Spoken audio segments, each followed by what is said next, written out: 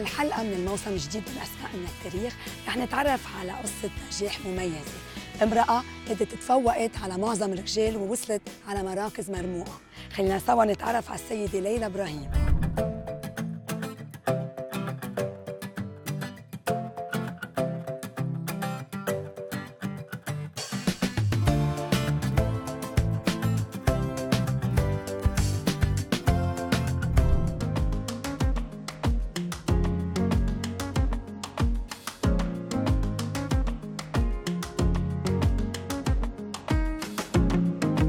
لما كنت عم بعمل أبحاث عن اللبنانيين الناجحين بسان فرانسيسكو قطع علي كتير أسامي رجال، ولكن النساء كانوا قليل. أنا أكيد منهم قليل ولكن ما بينحكى عنهم كتير.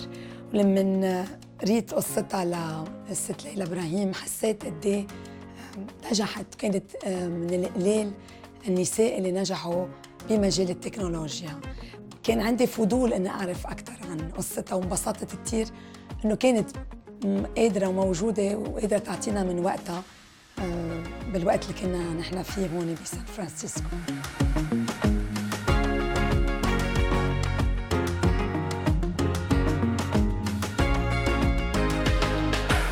When I first got the email, I wasn't quite sure if it was for real or not. So I went on the internet and did a lot of research. But what really sealed the deal was a Lebanese friend of mine did an introduction, a second email, and then I knew it was for real, and I was surprised and honored and very humbled by the opportunity.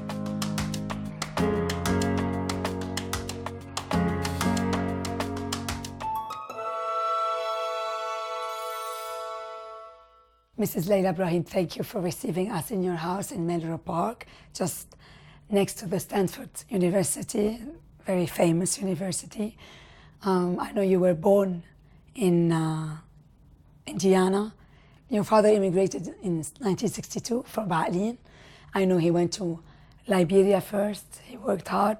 Then he came to the United States. And he has a beautiful story. If you can tell us this beautiful story. It's a story I heard a lot growing up. My father grew up in Lebanon. His parents died when he was about 5 years old. And so it's just him and his siblings. And they sent the younger children to different orphanages. And so my father went to the Druze orphanage, which at the time was in Beirut. And they recognized that he had some special qualities and he was smart and a hard worker, even though he was a little tiny, yeah.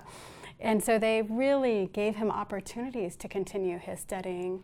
After school, some extra practice.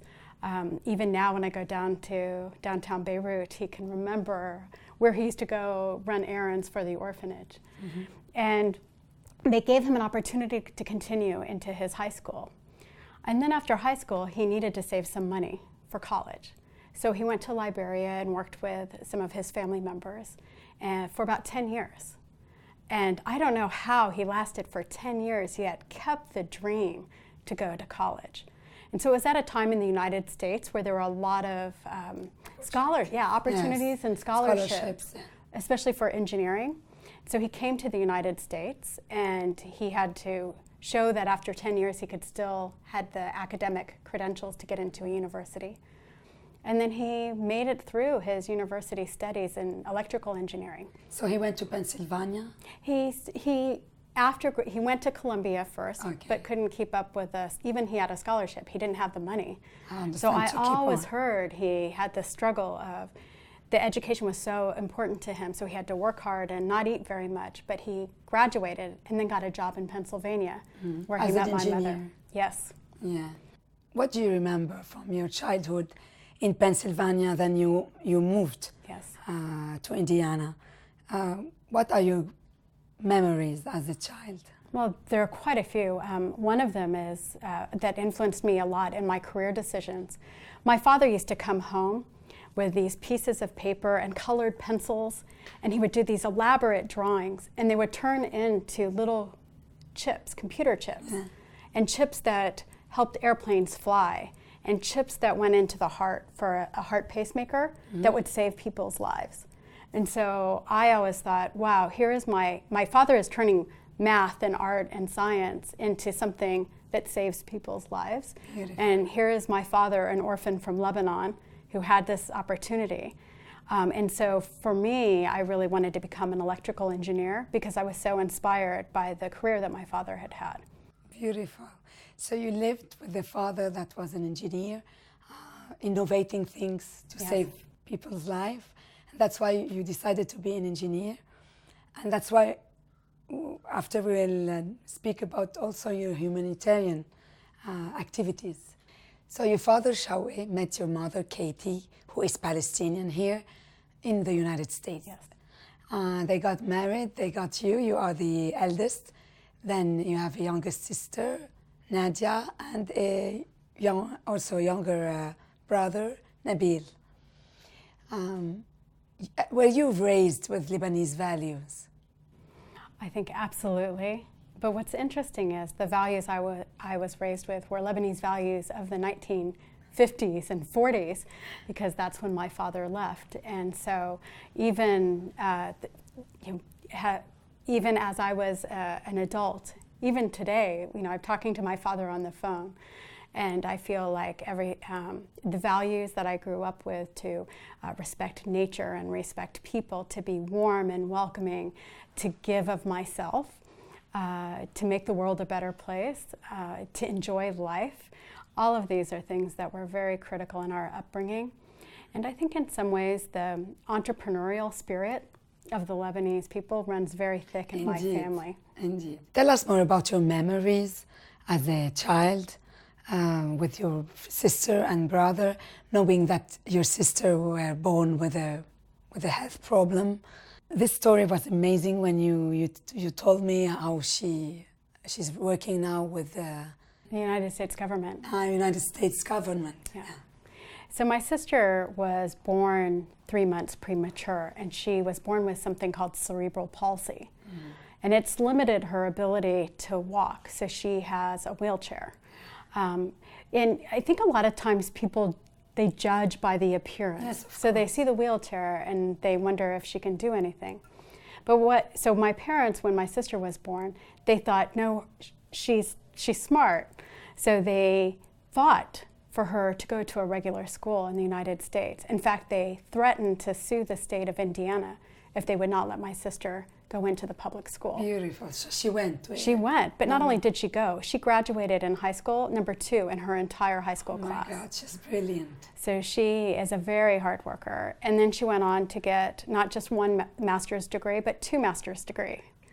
And she has been working in several parts of the United States government, in the Department of Health and Human Services, and in the Department of Labor, where she's a senior policy advisor. She's a success story too. She is. Actually, I always feel like I'm the lazy one in my family because my sister has accomplished so much.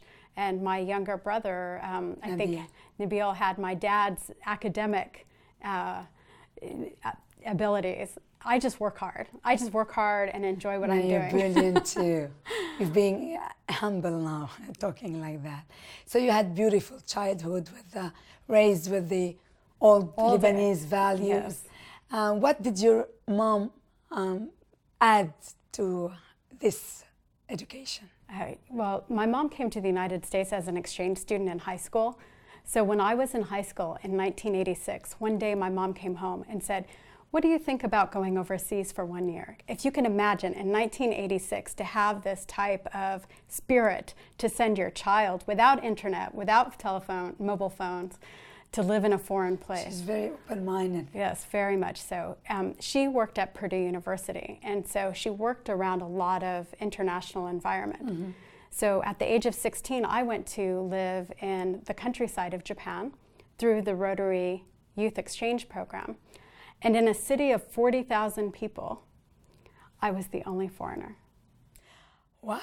Oh my God. It was an amazing experience. It was interesting because in Indiana, I felt like the foreigner in my school. I had dark curly hair, I had olive colored skin, but it was nothing compared to being the foreigner in an entire city. Indeed. So I learned Japanese, and later in my career, I actually had the chance to work in Asia quite a bit, and a lot of that was the opportunity that I had as an exchange student. Did you adapt to the American, culture and education? When you were at school, did you feel? Oh, I was different at school. You were I was different. very proud Arab American.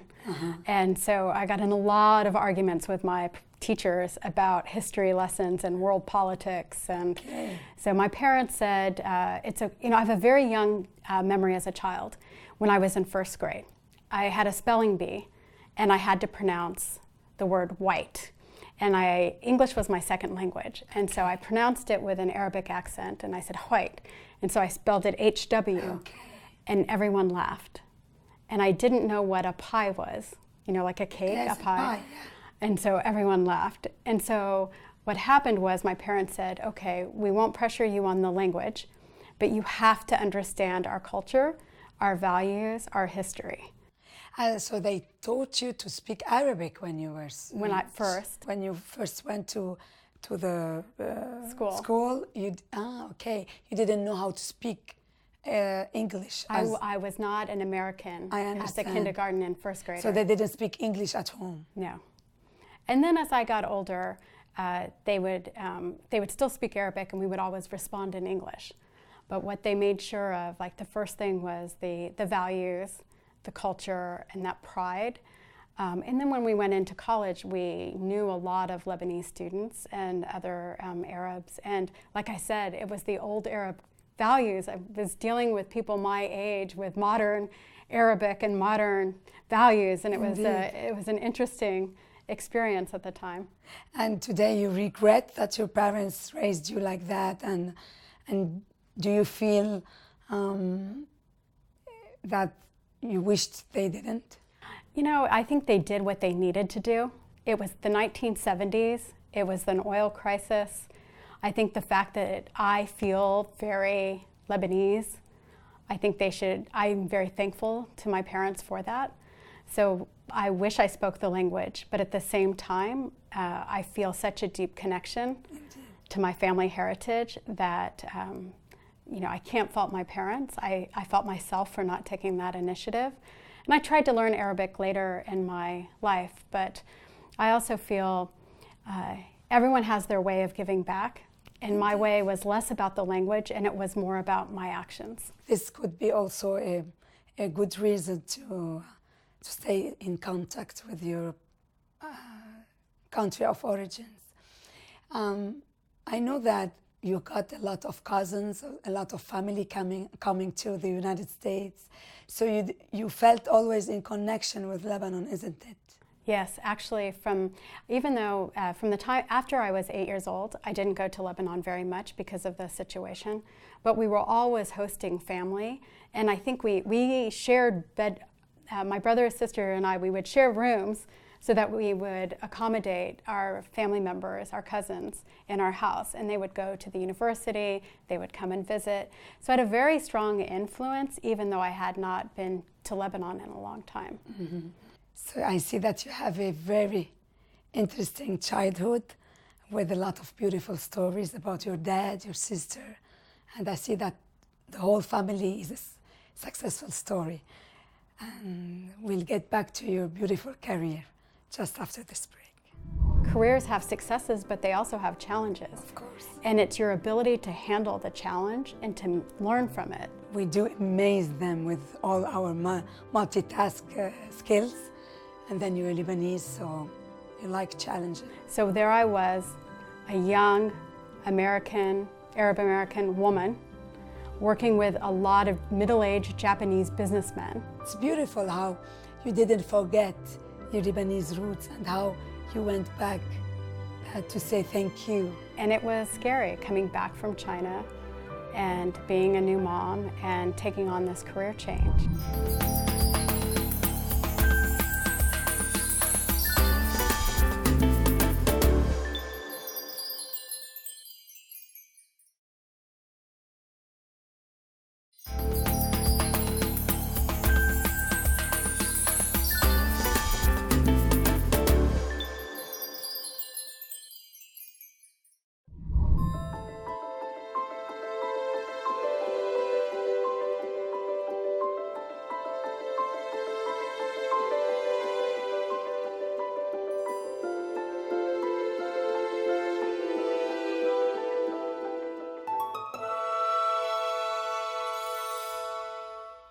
So you went to Purdue University in Indiana to graduate as an engineer. But before even graduating, you start working at Intel. Yes.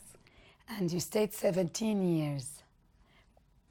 You started working with the computer brains, and there were like 200 employees with only 4 women, and you were the youngest.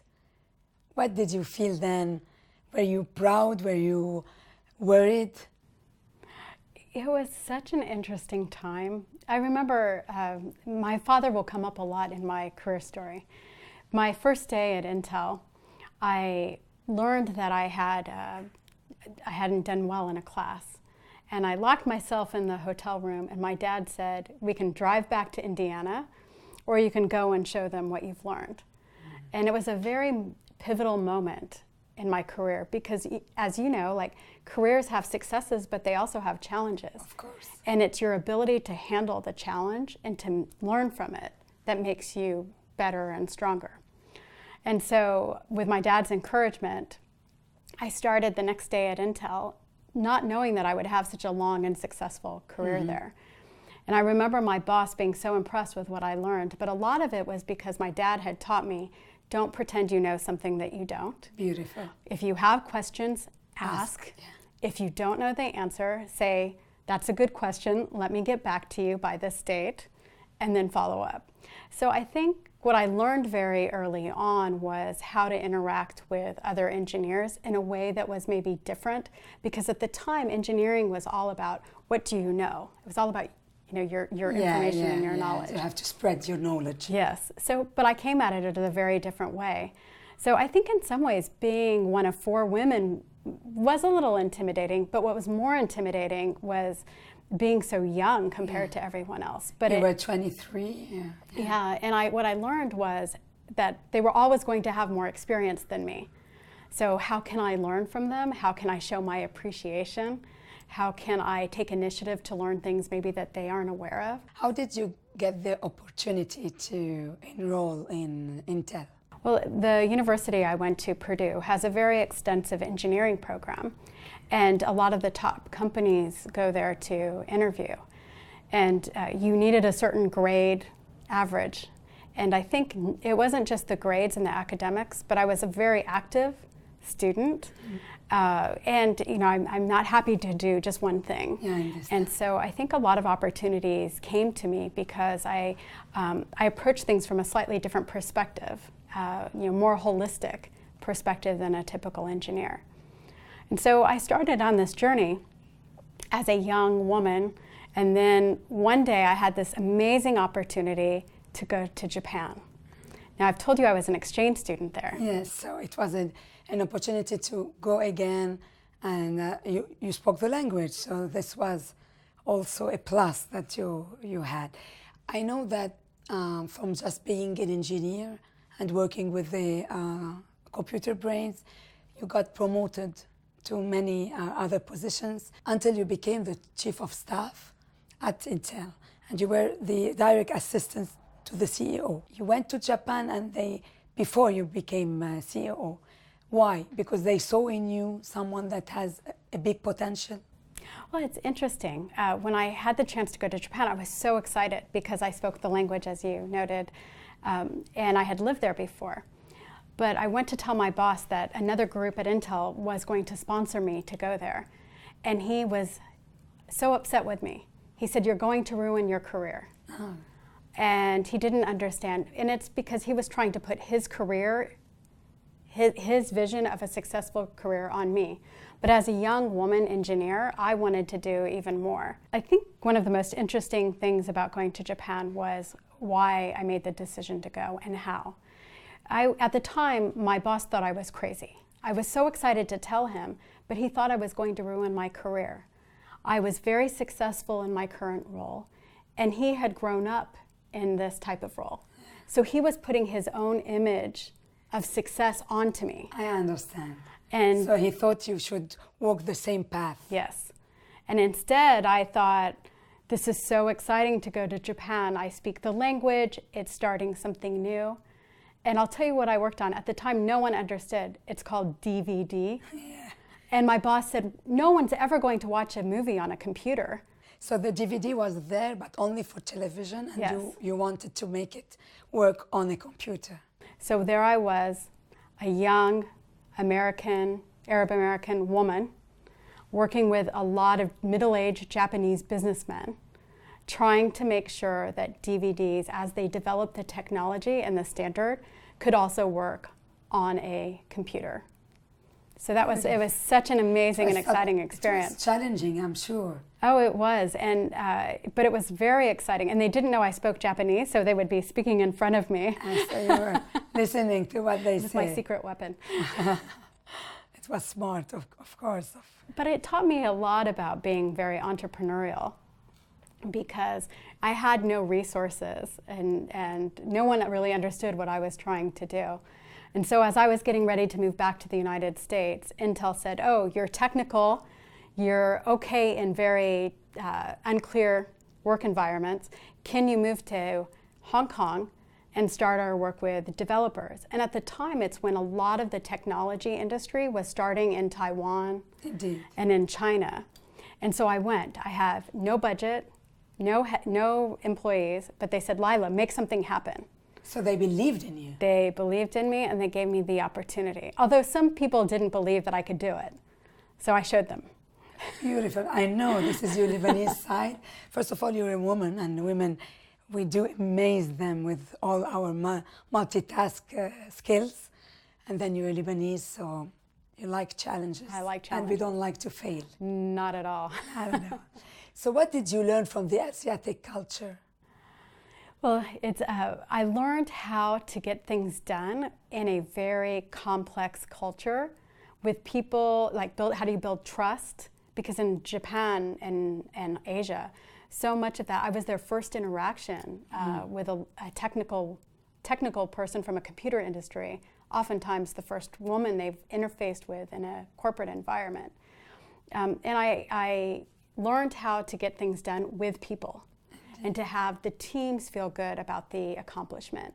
And we changed the face of, the fact that you can now watch a movie on a computer, even without DVD, but a lot of the technology we did was instrumental to streaming video on a phone or on a computer. So you were proud yes. of your achievements. But I was also tired, and at Intel, after 7 years, by the way, at this point in my life, I flew maybe 3 million miles. So I was doing a lot of international business. Yes.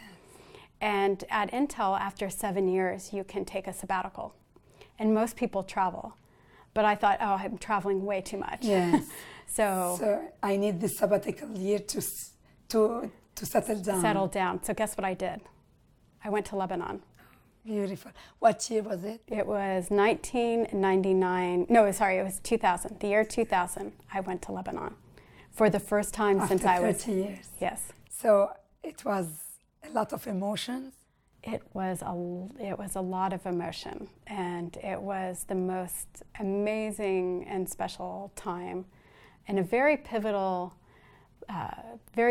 experience for me. So the sabbatical is 2 months, and my dad came with me to Lebanon. Okay. He didn't miss this chance. Oh, no way. And we showed up at the orphanage. Yeah. And I had raised money from my friends, my colleagues at Intel.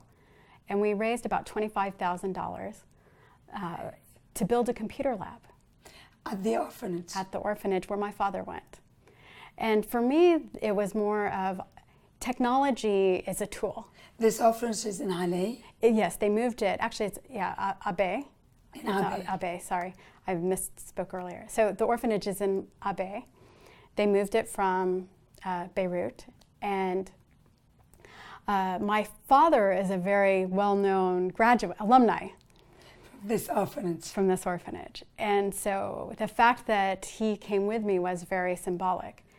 But I have to admit, at that time in Lebanon, the internet infrastructure was not set up. Yeah. It was still dial-up and still very slow. Electricity was going out a lot. We are still experiencing the same nowadays. Yeah. But I was determined, and I remember my dad having the conversation in Arabic, and they said, she's only here for 2 months. This isn't the United States. There's no way this can happen. And my dad just said, You don't know her. Don't discourage the girl. Because I feel whenever you hear a no, you feel like no, it's a yes. A yes. Yeah. Yes. And every day I was staying with my cousin, and we would get up, and the two of us would go to the orphanage, and they gave us a room maybe 3 times this size, 1 power outlet. We bought the computers locally because we want to support the local economy. We had the volunteers sew curtains, then make a shelf for the UPS. We hired a teacher from the university to come and teach computer science. We bought desks and chairs, and in 2 months we had a beautiful lab, and the students were using the computers. So you achieved your dream. I did, and I thought, it's interesting, I thought I was going to Lebanon to say thank you for my father, because my father had such an impact on my life. But the reality is I got so much out of that experience. And it wasn't the end of the story, though, because a few years later, I got an email from the school, and I thought, oh, this is great, they're using the computers, they're sending me email. And they said, we knocked down a wall in the high school. When can you come and build a second lab? Oh my God. So there was such demand and acceptance. And then I went again when I was chief of staff at Intel, and this time I took our CEO. Okay, so you did a business trip to Lebanon. And we did another lab. And then in 2010, on Facebook, I got this very curious invitation, and it said, Old Friends Reunion. And I thought, oh, maybe this is spam. But actually, it was the students that I worked with in 2000. And they were college students. They had their own family. These were students that almost had been forgotten about, and they were making their own lives. And so for me... So they didn't forget. They didn't forget. What you did. And they made the most out of the opportunity. And you went to this reunion? Well, it's now all on Facebook, so we keep in touch. I understand. So it's a group, so Yes. you are all connected. It's beautiful how you didn't forget your Lebanese roots and how you went back to say thank you, because your dad was, he had a beautiful childhood, even if in an orphanage, and they believed in him because he is what he is today because of their support. And you went to say thank you. And as a result, hundreds of kids are now benefiting and having the same opportunity, but more modernized with the help of technology. Do you think you will be able to achieve more projects in Lebanon? I hope so. While I was at Intel, we had an initiative where there was a lot of public sector, private sector collaboration. And this is when I was chief of staff to the CEO. And so we were very involved with working with both government officials and companies in Lebanon to try to improve the internet access, not just for consumers, but also for healthcare. If you think about telemedicine and the importance of connecting hospitals, regional hospitals, to the main city, to Beirut, for example, so that regardless of where you are in the country, you have good healthcare. For entrepreneurs, why should people leave Lebanon to go start their business? How can we foster the innovation culture within the country? This is very beautiful, because we have all this, the brain, the brain power going out of Lebanon to seek opportunities everywhere in the world, and we should keep them and give them job opportunities so we can benefit out of them and make our country a better country.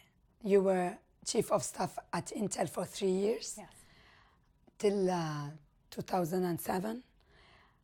Then your boss told you have to go to China to fix the problem, because you were the problem solver. And you went to China, but you were already pregnant.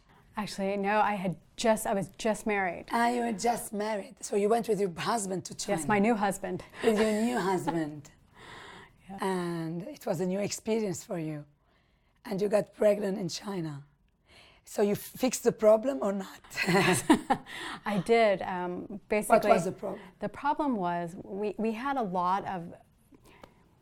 We moved to China to go fix this problem, and the problem was simply there were 3 groups at Intel that didn't work well together, and they were losing money. And so the question was, can you turn it around, turn it into a business, and you have 1 year. So either shut it down or grow it. Okay. And I will never forget, the date was September 3rd, 2009 was my deadline. And so we did a lot of progress. So I moved in the beginning of 2008 with my new husband, learning a new culture in a group of, with Chinese engineers and customers. It was a very complicated situation. But we did it. And it was very exciting because it was focused on something really important. It was education, technology for education, for primary school and up through high school. And this was my passion.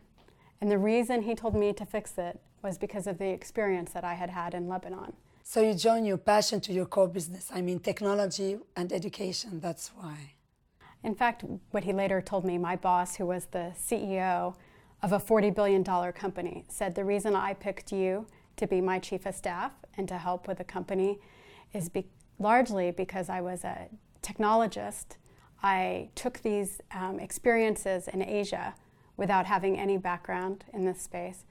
But most importantly, I showed how I was different by the work that I did in Lebanon to make an impact with the technology and to really understand it's not about the technology, it's about what people can do with the technology. So when you were in China, after solving the problem, you decided to give up on Intel and to start working at venture capital. It was another kind of business. Why did you decide to move? Well, I had been at Intel for almost 20 years. My entire career, that's all I knew. I had done amazing things that changed the face of how people use technology in their everyday life, from entertainment to education to business, to healthcare to entrepreneurship. And I felt so satisfied and fulfilled, but I thought, I'm so young. There has to be more that I can learn. And everything I did at Intel was they call it intrapreneur. Yeah. I was like an entrepreneur, but I was inside a big company. So I was recruited by a famous venture capitalist, John Doerr, and he was the first person to invest in Google and in Amazon. And so he had also worked at Intel very early in his career. So he asked me to come work with him to help him with his investments and companies and to help manage the venture capital firm, Kleiner Perkins, Caulfield and Byers. And so I looked at it as not, I had just turned 40, and I said, now is the time to go experience a new thing. And it was scary coming back from China and being a new mom and taking on this career change at the same time. It was exciting. Do you regret or you liked it? It was absolutely the right decision for me because I found a new type of intellectual stimulation because entrepreneurs have crazy ideas, the things that they imagine, new businesses and new markets, and I hadn't been exposed to that as much inside of a corporation. So being able to meet and be inspired by these people and to learn about the technology was very interesting to me. And I was there for 4 years, and then John asked me, he had an investment in a company called Coursera. I see that being a woman, achieving all these beautiful things, has been really challenging in your life. And I see that you are really a sensitive person, loving and very professional. What is the secret of your success? Do you think it's being this sensitive woman or being this woman who is always searching for challenges? I think it's what my success is a result of my being very authentic and not trying to be someone I'm not. And I think a lot of times in business, people are trying too hard to be what they think other people want. And so I think it's been very important for me to just be who I am and to try things, whether they were exciting or scary, to ask for help, to give help, not to forget that I'm where I'm at because people gave me opportunities. So how can I find what's special in other people and help give them opportunities? And there's something about, as you grow your career, not forgetting where you came from. Sure.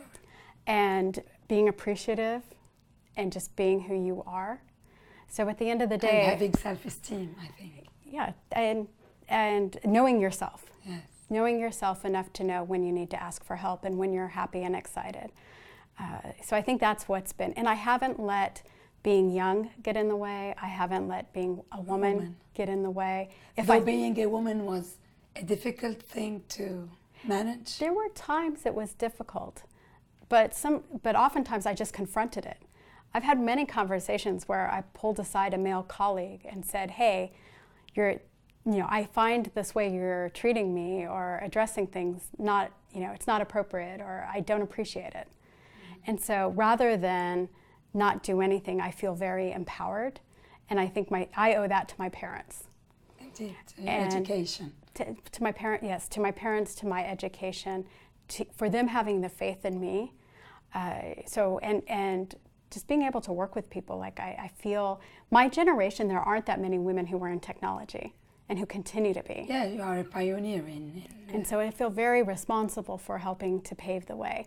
But not just women, there's a lot of Arab Americans who I have taken under as a mentor, because I think it's important that people can see someone who's like them, who has achieved. Support them. Yes. So you joined Coursera in 2013. You were just working with them, maybe giving them some advices, but then you found that they are fun and you joined them. You have 2 partners and you were only 40 people. Today you are 300. Coursera is an educational portal, isn't it? Yes, it's a technology company with a focus on education. If you imagine the campus of the world online, so we work with 150 universities from around the world to put... Even with the universities in Lebanon or not? Not yet. You should, with the American University of Beirut or the Lebanese American University. We have some work to do, yes. And so we work to put the content on the internet in a special format. And so that if you wanted to take modern poetry class or you wanted to take data science, that just because wherever you're located, that you now have access to the world's best education online, and you can get different types of certificates that you can use for your job advancement. So do you think that technology and education today in 2017 are the most important subjects? I think they are so first of all, I think technology is a tool and it's a means to an end, not the end. We used to have a saying at Intel, my former boss, the CEO of Intel, he used to say, computers are not magic, teachers are magic. So I do think that technology is a very important delivery for learning education. And I think the way that countries and individuals can improve their status economically, socially, is through education and access to education. And so I find that I never expected my career to come here. But as we've been talking, it's become, it's a very clear story that time in Lebanon changed my trajectory of my career. So you found that this is my calling. This is your call. You were happy. And it's not just my work at Coursera. We've reached almost 30 million people. So I feel like I'm having a good impact on the world. So you feel that like you are changing the world to a better one. Yes, and I'm making education more available so that when my daughters are now ready to learn on the computer, they can learn with these types of tools. Do you have a project for Lebanon soon? While I was in venture capital, I also started a nonprofit. So I wear many different hats, and one of my hats is Coursera. One of them is a public company, and one of them is my nonprofit called Team for Tech. And in Team for Tech, we work with technology companies to send their employees overseas on projects, much like what I did in Lebanon. So, for example, we'll go to orphanages in Vietnam and teach coding, or to teach math and on computers in South Africa. So we've reached over 10,000 teachers and students with about 300 volunteers from the technology community. But I have to admit that we still have some work to do because we haven't been back to Lebanon. So I need to find... I will follow up, yes. Lila, because we need you there. And so maybe you can help me find some of the Lebanese diaspora that would like to go and do some work in Lebanon. Of course, I would be pleased to do that. Thrilled to do a project in Lebanon. I promise. I'm here to do that. I know a lot of Lebanese who would love to help Lebanon. Maybe they just need an idea. I look forward to following up on this. Me too. So it's a promise. It's a promise, and it's on video now. Because I actually think mothers are some of the best employees and the best leaders. Mom helps me when I get stuck, and she's really nice because she cuddles with me. And when you come home, you forget about your job and you start to be a mother, a wife, or not? I like when we do dance parties in the car.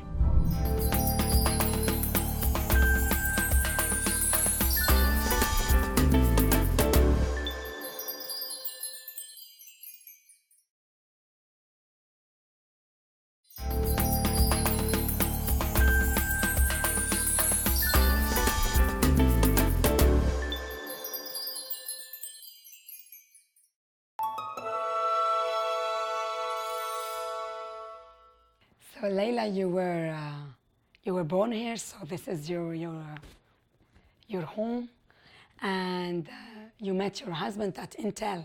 Yes. And you were both at Intel for 18 years. So when you met him, he was just a friend, and then you felt something? Yeah, something. Actually, it's kind of a funny story. He had someone working for him who wanted my job. Okay. And so he sent me a note and said, "Can I send them to you? Will you give them mentoring and coaching?" And I said, "Oh, I'm so busy. How important is this person to you?" And he said, "Oh, I'll buy you dinner."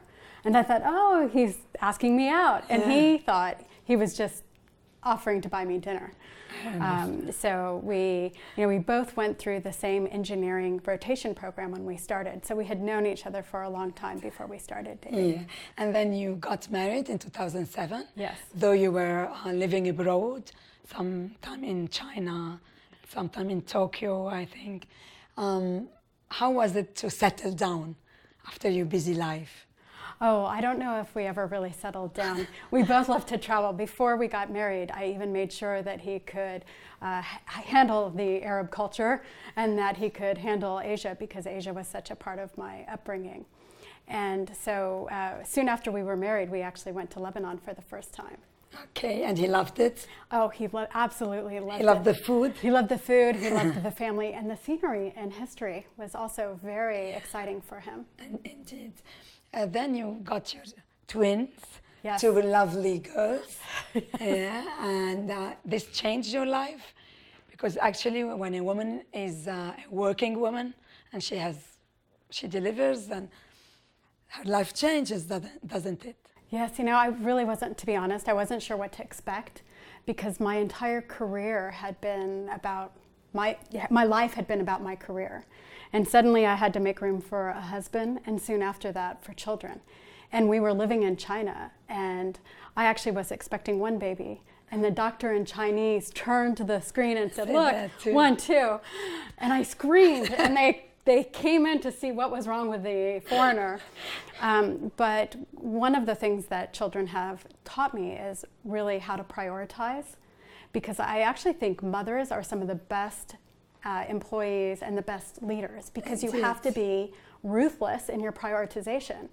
You know what's important to you. Indeed. And you make time for both the personal and the work, and so you bring your whole self into everything you do.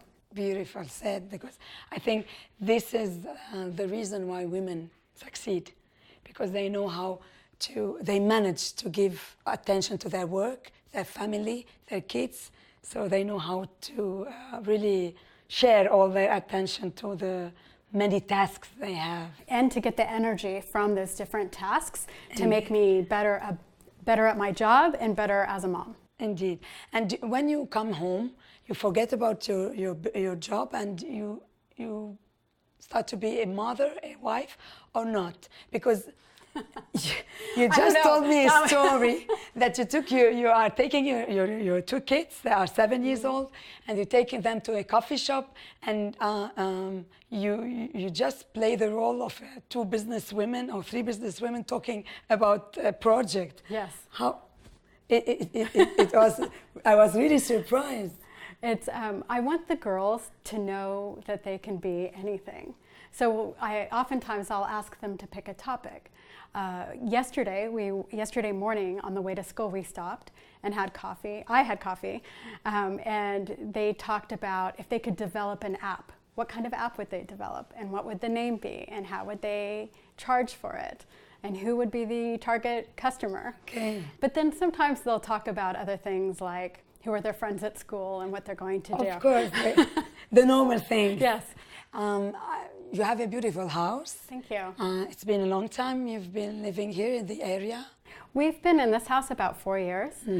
Once we had our twins, we needed a slightly larger place. Of course, yeah. it's normal. And I see that in San Francisco, there's a lot of, the nature is very important, a lot of greeneries. So it's important for the kids, for you, to be in a nice surroundings with the two parks you have here also. Yes, actually, one of the things, I grew up in Indiana, and my dad, from Lebanon, he's so used to having all the nature around him. So he planted 1,000 trees in our backyard. Oh my God. So wherever I live. From which a cedar, I hope. Yeah, so he wishes. And then, from here, it's just more of bringing the outside and having the nature close to us is a reminder of our heritage. How important is family to you, Lila? Oh, absolutely. So important. And it's interesting because I think as an Arab American, a Lebanese American, I think of family not only as my husband and my children, but my sister, my brother, their families, my cousins in Lebanon, my cousins. Truly Lebanese. Yes. This is our big family. My name is Zoe, and my mom helps me when I get stuck, and she's really nice because she cuddles with me. My name is Annabelle, and my mom is really nice because she does crafts with me, and because we go on adventures together. I like going on the train with my mom because we get to talk a lot, and so I like when we go to Starbucks and we have little meetings. I like when we do dance parties in the car. I know what's important to me, and so I've become very ruthless at prioritizing. You were okay, but I'm sure that you felt sometimes weak, that sometimes you had some tears for being a woman. I know what's important to me, and so I've become very ruthless at prioritizing.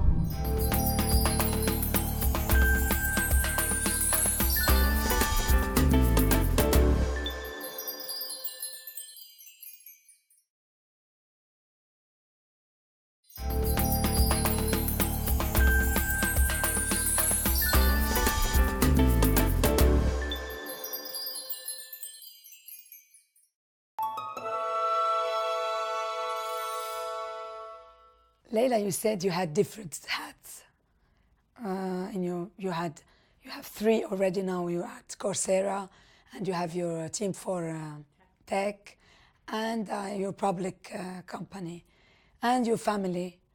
I'm sure that somewhere you are failing or you are not satisfied because we cannot be at 4 places at the same time. Tell me the truth. I cannot be at 4 places at the same time every single day. But what I can do is prioritize them within a week very differently. So Coursera is where I go every day to work. My family is where I come home to. Once a quarter, I'm on the East Coast at my board meeting. Every Tuesday and Thursday, I'm working on my nonprofit for a few hours. I think when you get to this point in your life, at least in your 40s, what I'm realizing is I've worked so hard to get to this point. I know what's important to me. And so I've become very ruthless at prioritizing. Maybe I spend less time with my friends some days because I have extra work to do.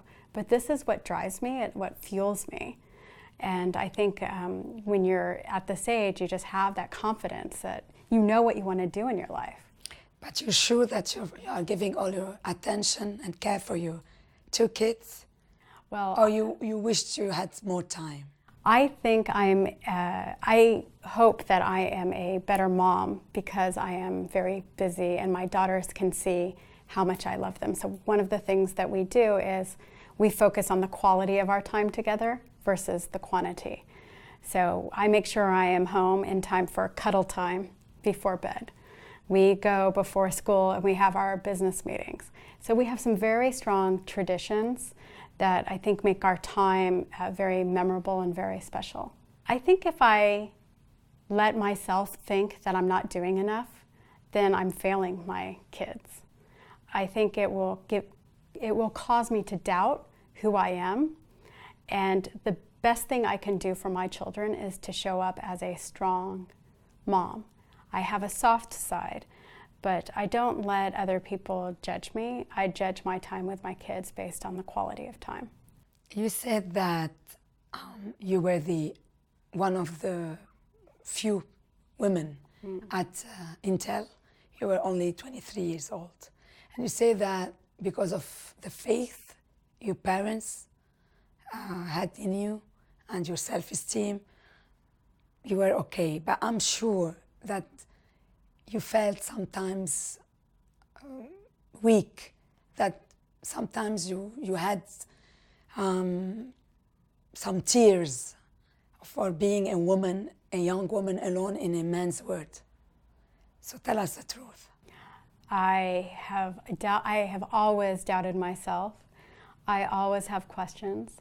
I think it's human nature to feel that way. But one of the things I've learned is to surround myself with people who believe in me. And I call this my own personal board of advisors. And so when I'm feeling that I'm doubting myself or I question what my future is, I know to reach out to them. And so it's very important to invest in these relationships before you need them. And I think that it's my parents, sometimes it's my husband and my cousin in Lebanon is one of my best friends.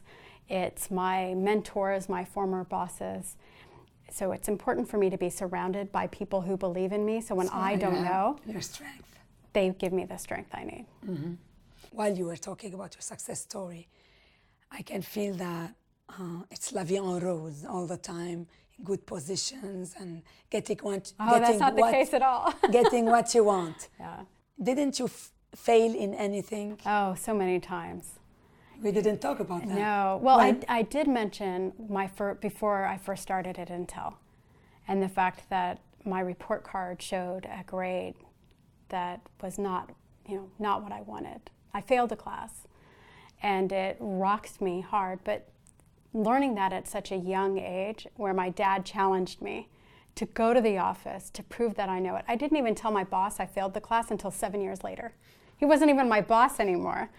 Because at my final review, he told me, you must have done great in this class. I'm really impressed. But I didn't have the guts to tell him that I had failed. And I think actually learning failure at an early age is really important because you learn to be comfortable with struggle. And when I went to Japan, it took 3 months before anybody around me asked me a personal question. And it was, how was your weekend? 3 months. So I think I'm used to dealing with that, but I'm comfortable. I'm not comfortable. I know that it'll get better, and I don't let myself spiral down. You don't allow yourself to go depressed for any failure. I'm too scared of failure that I always ask for help before I need it. I understand. My last question is, are you sure you didn't compromise on any of your values to succeed, especially being a woman This is where, like, to me, ethics are so absolutely critical. Do I wish I had more time to spend with my kids and give them more attention? Absolutely. I love my family. At the same time, I think at this point in my career, someone gave me some good advice once. They said, while your children are young, they're not going to remember whether you're home at 5 or 6 or 7. So make sure the quality of time with them is really good.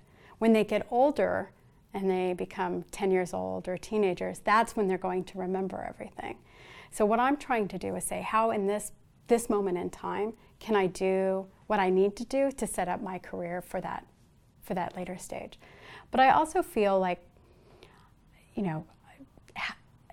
do I feel guilty when I travel for business? Sometimes, yes. I think, again, that's just human nature.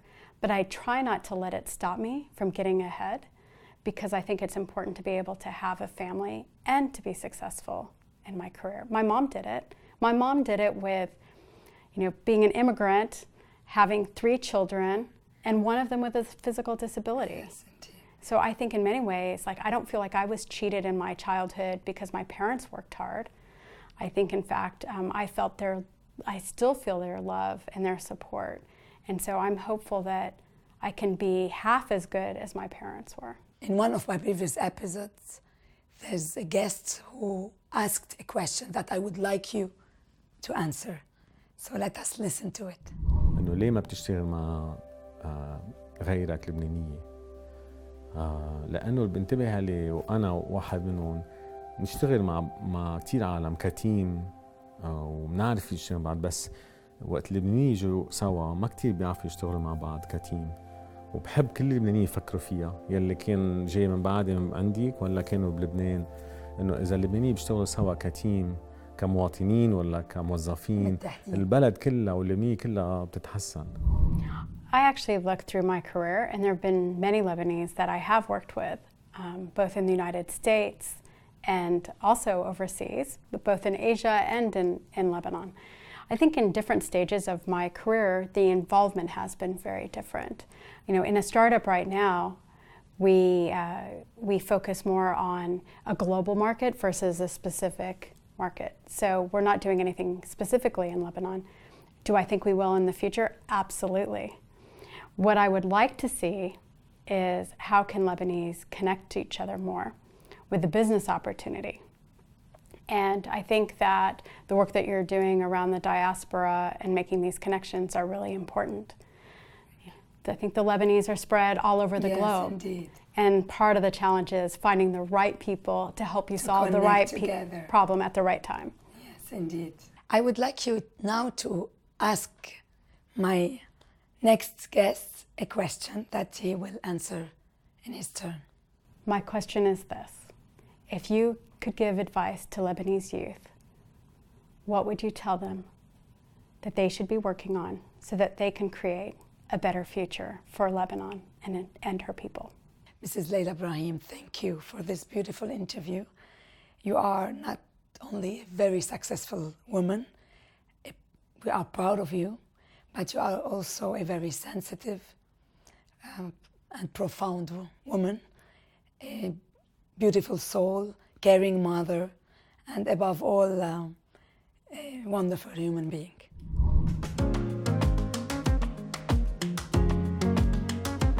And now that the interview is over, I realize just how much fun it was. It was engaging and exciting and very meaningful because in such a busy life, I don't take much time to reflect on the past and what it took for me to get here and what an important role that my Lebanese foundation and upbringing and that my father played in who I am today. I have a special message for Lebanese women, and that is not to lose your spirit, your fight, your dreams. It's what makes you special. And don't let other people's judgment change who you are and what you wish for. Remember, we're an incredible network together, and we're here to support each other. And don't forget, I will be there next year, and I look forward to meeting some of you in person so that we can support each other together in building a better future.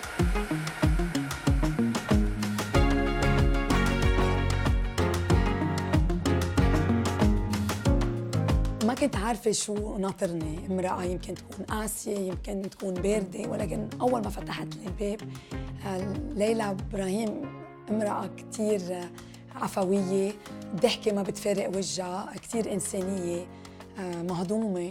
يعني ريحتنا، فتحت لنا بيتها، واللي حبيته فيها إنها كتير عفوية وصادقة، وقصتها كتير حلوة. يعني قد ايه متعلقة ببيها، قد ايه أثر بيها فيها، قصة نجاح كمان بالعيلة، قصة أختها كمان أثرت فيها وأثرت فينا، وقد ايه بهمها إنه تعطي كواليتي تايم لأولادها. بنحس إنها امرأة لبنانية بدها تكون بارعة بكل المجالات اللي هي فيها، إن كان بشغلها، إن كان كأم، إن كان كزوجة، إن كان بأعمالها الإنسانية. وهذا الشيء رائع جداً وبنفتخر فيه نحن كنساء لبنانيين.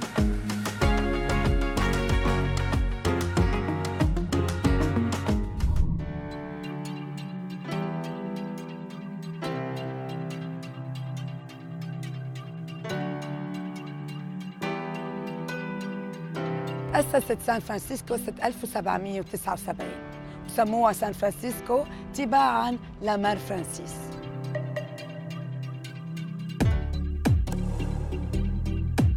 ومن مجرد مرفأ للصيادين أصبحت أفضل وأعظم مدن كاليفورنيا بفضل اكتشاف الذهب.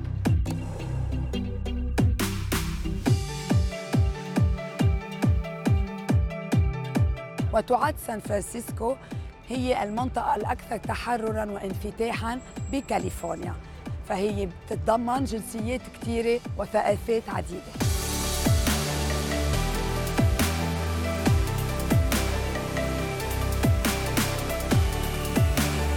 سان فرانسيسكو هي مقر شركات عملاقة بالتكنولوجيا مثل أوبر، ايربي، تويتر ودول.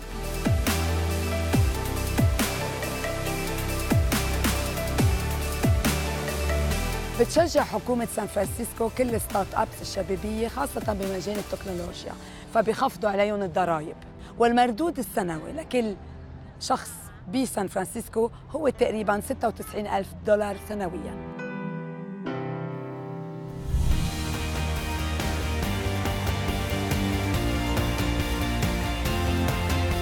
تعلمنا الليلة بحلقتنا من السيدة ليلى إبراهيم إنه المرأة فيها تكون متعددة المواهب، فهي رائدة بمجال التكنولوجيا والتربية وناشطة بالأعمال الإنسانية.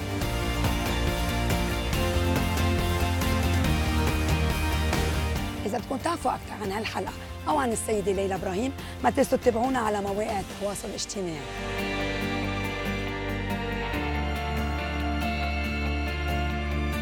ما تنسوا تتابعونا الأسبوع القادم بنفس الوقت لتكتشفوا اسم جديد من أسماء من التاريخ.